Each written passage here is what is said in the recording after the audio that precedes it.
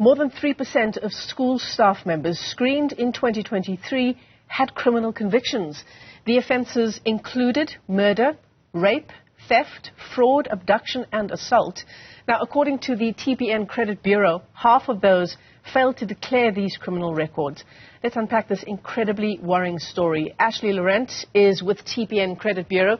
She's with the legal counsel, and Matlose Moela is a dispute manager at Education Labour Relations Council. To both of our guests, thanks very much indeed for coming on. And Ashleigh, I want to begin with you because it's your sort of research, it's your outcomes that have revealed this incredibly worrying trend. Tell us about some of the numbers involved here. How many teachers would have not come forward with these criminal convictions? Good afternoon, Michelle, and good afternoon to your viewers. Thank you very much for having me. Yes, so in the last year, TPN's data revealed that 3.3% of school employees were found to have illicit activity on their record, and more than half don't declare these upon checking. Some of the convictions we found were offences in terms of the National Road Traffic Act, assault, theft, offences in terms of the Drugs and Drug Trafficking Act, and fraud. Now, it really depends on the nature of the conviction that would affect a teacher, because we look at the compliance in terms of the register for sex offenders and the child protection register, in which heads of schools and headmasters are required to vet school employees or any employee against these relevant registers. And if either are found on, if staff members found on these registers, then they cannot be found to be teaching with minors or mentally disabled persons. And rightly so, right? Especially given the serious nature of some of these crimes.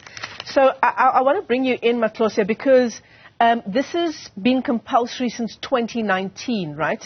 For fourth-year Bachelor of Education students and teachers seeking employment at schools to produce these police clearance certificates. I suppose the problem has come in where pre-2019, before it became compulsory, there were teachers who were able to slip through the cracks. Thank you very much, Michelle, and good afternoon to Ashleigh, as well as the viewers at home. Indeed, I mean, there are some challenges when you hear what Ashleigh has said. But maybe just to give a little bit of background of what the ELRC, or Education and Labour Relations, is, and how does it then feature in the process? Because I think that background will be very important. We are a bargaining council for educators. In other words, our parties is educators and Department of Education. And we resolve disputes, and also we are involved in collective bargaining. And amongst the disputes that are referred to us, you'll find that there are certain allegations of sexual misconduct against educators. I think that is the core of what we are there for in terms of what Ashleigh has said. Those disputes, we manage them through a particular collective agreement 3 of 2018, whereby we have taken away the disciplinary hearing that was conducted by the department to manage it as the Education and Labour Relations Council.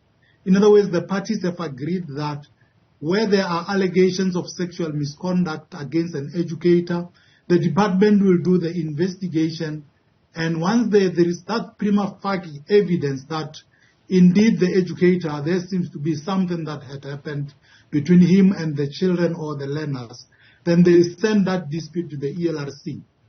Then the ELRC will manage it through what we call inquiry by arbitrator, which is an arbitration process whereby now there's going to be evidence led.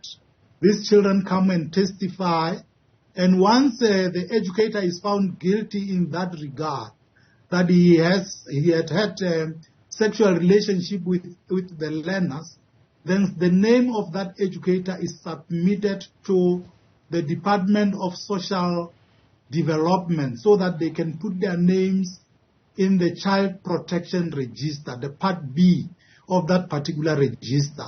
I think that is where we are, and we have seen increasing number of these particular cases, such that up to now, for the financial year, we have sent about 40 educators' names there out of the 52 hours that we have issued, particularly for these matters.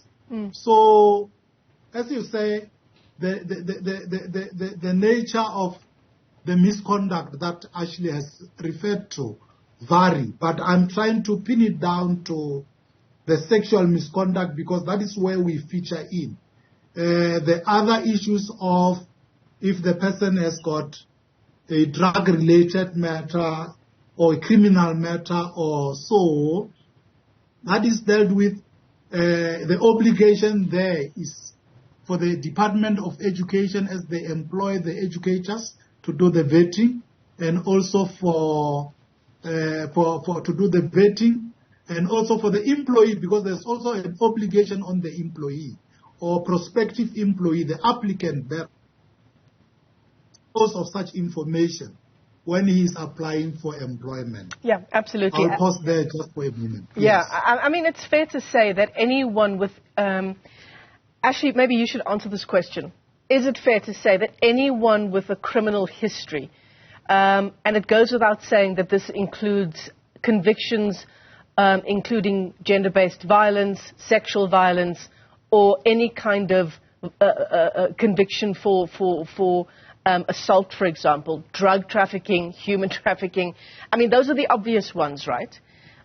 But if I come clear with the department or with the school, I come clean and I say, I do have, let's say, a previous conviction for drunk driving, as an example. Where do we draw the line? Outside of those serious crimes convictions, where does the line lie?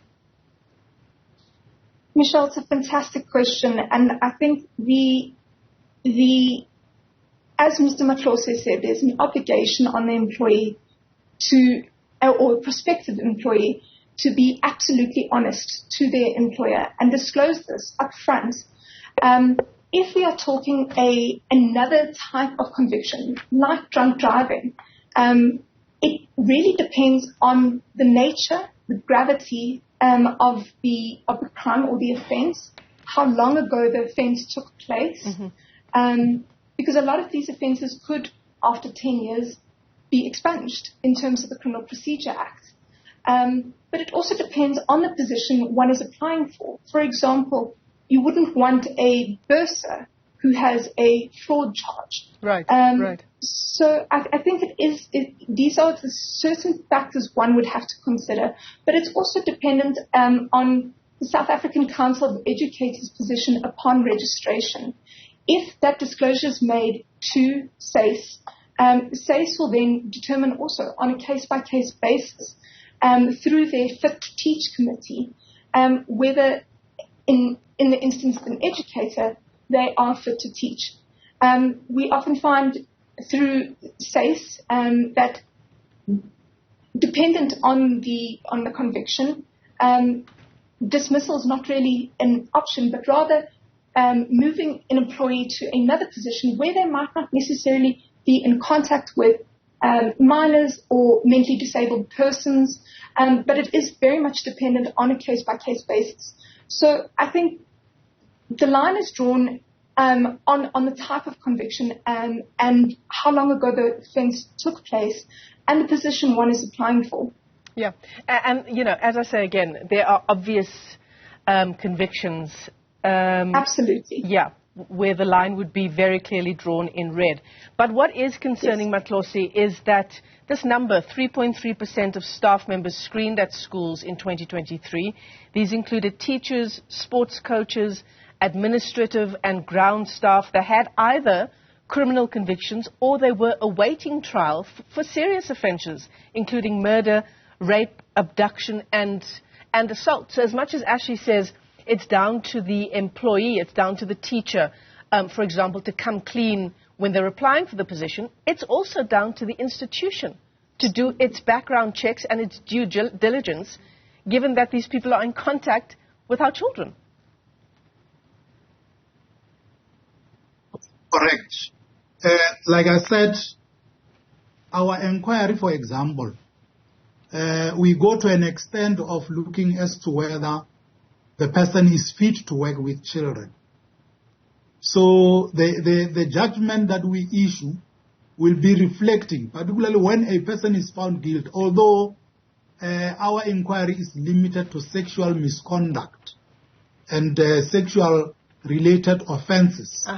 But it pins down to the person being fit or not fit to work with children. Right. So that then the vetting that you are talking about, which is an obligation for the employers to say before you can employ somebody, in fact, you have to vet them against these registers. Because in terms of the gazette that the minister has issued in April 2021, it is very clear that there is that obligation to ensure that they are vetted against these registers, both the Child Protection Register as well as the National Register of Sex Offenders, which is done through criminal procedure. And even when you look at the other legislation of Criminal Law Amendment Act, which is about sexual offences and related matters, it is also very clear what the obligations of the employers are, because they must really vet the people. They must not employ such people where you find in the environment where children are in numbers like that in schools. They must not by any chance do that, because once they slip through, there are consequences for that,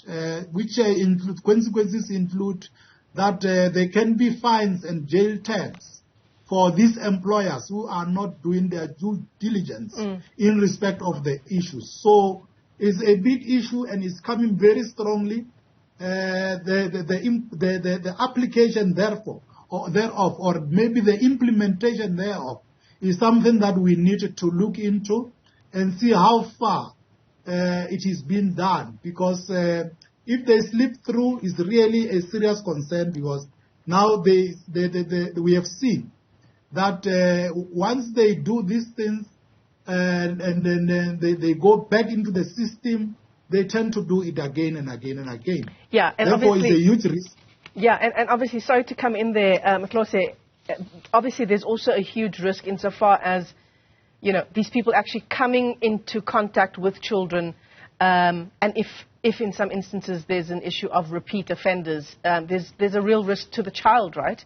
Ashleigh, I want to just end off the discussion with you with this question. And for those parents and caregivers who have children, minor children who are in school, who are listening to this with the same kind of alarm that we're discussing it, what are the options that are available to parents and caregivers if indeed I would like to check up that due diligence is being done at my school? Michelle, I think the main thing school or parents would do is reach out to the head of school, to the headmaster, to ensure that they are complying in terms of the Children's Act and the criminal laws related matters, the Sexual Amendment Act, to ensure that they are vetting their staff against both these registers that Mr. Matlose has mentioned. If a parent suspects or has a reasonable suspicion, the registrar of the National Register of Sex Offenders has also said, come forward, address this, bring it to the attention of the NRSO in respect of even a reasonable suspicion, because they do protect whistleblowers. The Act does protect whistleblowers.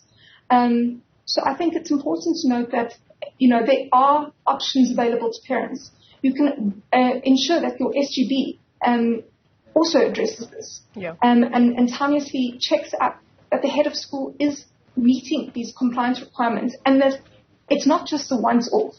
They should do periodic checks, because criminal records can in fact change over time. Things do happen. So that is my main advice for parents, is to reach out to your head of school. Yeah, great advice there from both of our guests. Thanks so much for joining us for this important discussion. Matlose Moela is a dispute manager, with the Education Labour Relations Council, and Ashleigh Laurent is with the TPN Credit Bureau Legal Counsel. Thanks very much for joining us. Yeah, incredibly important story that. More than 3% of school staff members screened last year with criminal convictions, and some good advice in that interview as well if you are a caregiver.